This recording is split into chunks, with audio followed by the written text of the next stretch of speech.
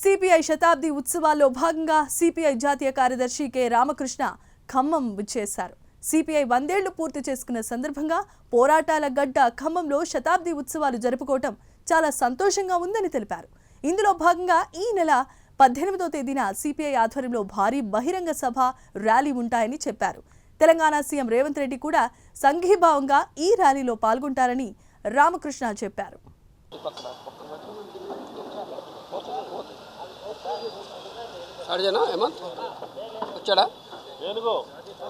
ఇవాళ దేశవ్యాప్తంగా భారత కమ్యూనిస్ట్ పార్టీ శతవార్షికోత్సవాలు డిసెంబర్ 26వ తేదీ జరిగాయి.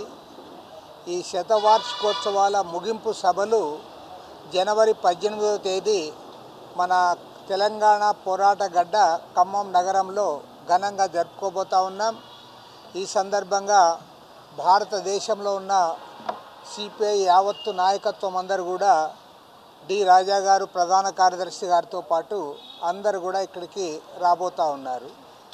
ఈ సందర్భంగా ప్రత్యేకంగా 18వ తేదీ నాడు భారీ ర్యాలీ నిర్వహిస్తూ ఉన్నాం. ఆ ర్యాలీలో సిపిఐ జాతీయ నాయకత్వంతో పాటు మరి ఈ రాష్ట్రంలో అదేవిధంగా ఆంధ్ర రాష్ట్రంలో మన చుట్టుపక్కల రాష్ట్రాల్లో ఉన్న పార్టీ నాయకులు కార్యకర్తలు ప్రజా సంఘాల నాయకులు కార్యకర్తలు వామపక్ష అభిమానులు శ్రేయోభిలాషులు పెద్ద ఎత్తున ఈ ర్యాలీలో పాల్గొనబోతూ ఉన్నారు. అదేవిధంగా తెలంగాణ ముఖ్యమంత్రి రేవంత్ రెడ్డి గారు కూడా ర్యాలీకి హాజరై సంఘీభావాన్ని ప్రకటించబోతూ ఉన్నారు. కాబట్టి ఏమంటే ఇవాళ 100 ఏళ్ల చరిత్ర ఒక రాజకీయ పార్టీ దాంట్లో వాస్తవానికి ఒక రికార్డుగా మిగిలిపోతుంది.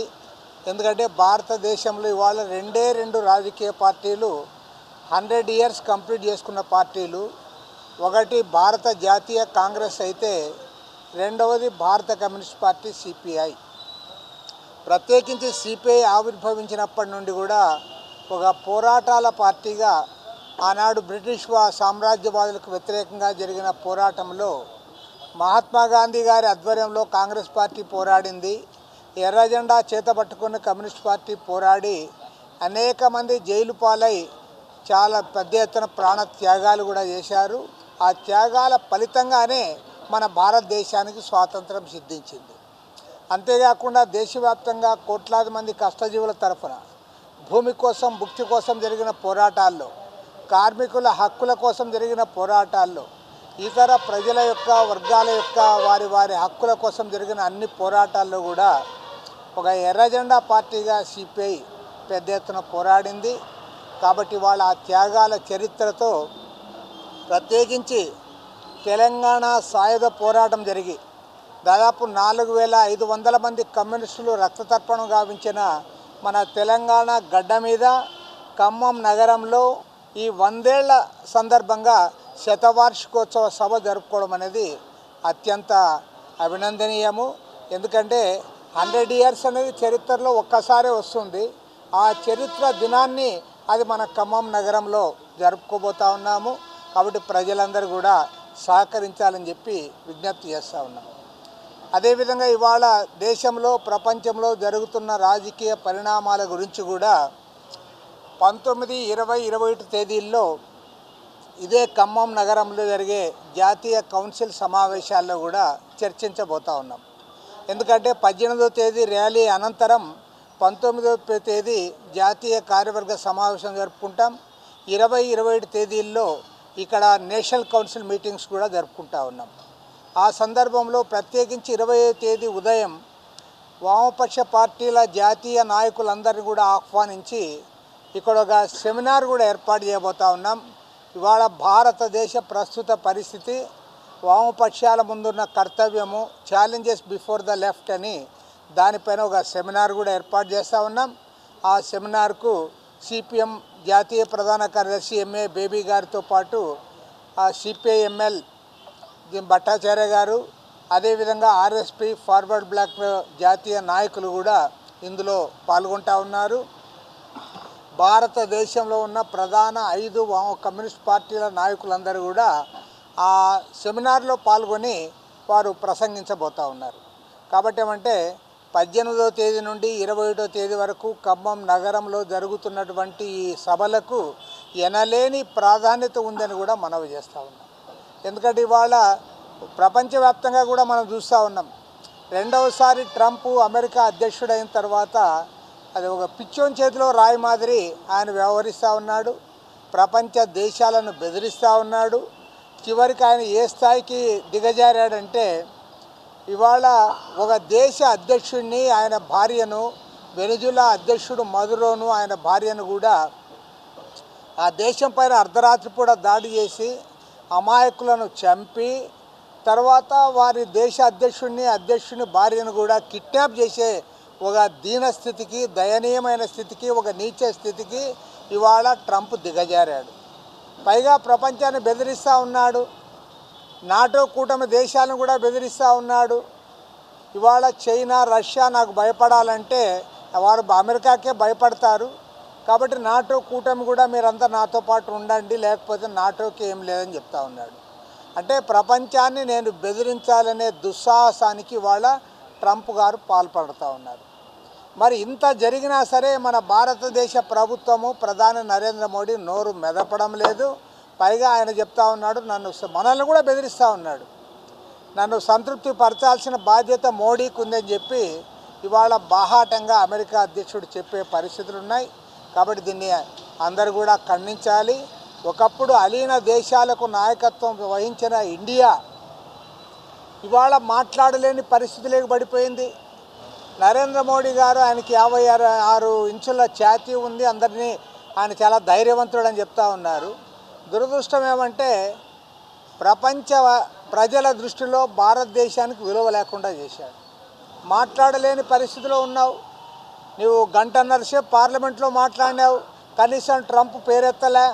ట్రంప్ ఏమో 59 సార్లు ఇండియా పాకిస్తాన్ యుద్ధాన్ని నేనే ఆపానని చెప్పాడు. దానిపైన ఒక్క మాట మాట్లాడవు. నువ్వు 1.5 అవర్ పార్లమెంట్లో మాట్లాడితే ఇది ట్రంప్ అన్నది కరెక్ట్ కాదు, ఆయన అవాస్తవం చెప్పాడు, అబద్ధం చెప్పాడని కూడా నువ్వు చెప్పలేకపోయావు. కాబట్టి ఏమంటే ఇవాళ ప్రపంచ ప్రజల దృష్టిలో ఒకప్పుడు మన భారతదేశానికి అలీనోద్యమ నేతగా ఉన్న భారతదేశానికి పరువు ప్రతిష్టలన్నీ దిగజారిపోయినాయి. ట్రంప్ అందరినీ బెదిరిస్తూ ఉన్నాడు, ఇండియాని బెదిరిస్తూ ఉన్నాడు. అవసరమైతే ఆయా దేశాల్లో ఉన్న వాటినన్నిటి కూడా సహజ వనరుల పైన తన పెత్తనాన్ని తీసుకురావడానికి ప్రయత్నం చేస్తూ ఉన్నాడు.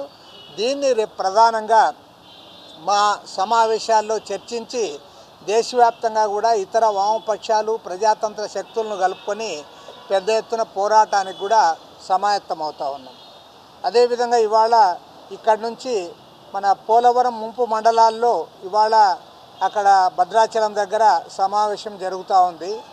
నిజంగా నిన్ననే ఆంధ్రప్రదేశ్ ముఖ్యమంత్రి చంద్రబాబు నాయుడు గారు పోలవరం ప్రాజెక్టు సందర్శించారు. మరి పోలవరం ప్రాజెక్టు సందర్శించి ముఖ్యమంత్రి గారు చెప్తున్నది ఏమంటే రేపు 2027 మార్చి నాటికి పోలవరం నిర్మాణాన్ని పూర్తి చేస్తాము, జాతికి అంకితం చేస్తామని చెప్తా ఉన్నాడు. చాలా సంతోషం, ఎందుకంటే ఇప్పటికే ఆలస్యమైంది. కానీ ఈ పోలవరం ప్రాజెక్టు రావడానికి ఎవరైతే కారకులో, ఎవరైతే త్యాగం చేశారో, ఎవరైతే భూములు కోల్పోతూ ఉన్నారో, ఎవరైతే గ్రామాలన్నీ మునిగిపోతూ ఉన్నాయో వాళ్ళ గురించి మాత్రం మాట్లాడంలా మీరు. ఇవాళ 72% ప్రాజెక్ట్ కంప్లీట్ చేశామంటా ఉన్నారు. 21% మాత్రమే నిర్వాసితులకు ఇవ్వాల్సింది పూర్తి చేశారు. మిగతాది 80% వాళ్ళకి చేయకపోగా దానికి డెడ్ లైన్ మాత్రం మీరు పెట్టడంలే. పైగా ఇవాళ బాధాకరమైన విషయం ఏమంటే ప్రతి సంవత్సరం కూడా ఆగస్ట్, సెప్టెంబర్ మాసాల్లో ఆ ముంపు మండలాల్లో ఉన్న ప్రజలందరూ కూడా మునిగిపోతూ ఉన్నారు. వారు దాదాపు 2-3 మాసాల పాటు వాళ్ళు వరదల్లో చిక్కుకొని ఉపాధి కోల్పోయి పదే ఇబ్బందులు పడుతూ ఉన్నారు. వాళ్ళకి ఇప్పటికి కూడా పునరావాసం మీరు పూర్తి చేయలేకపోయారు.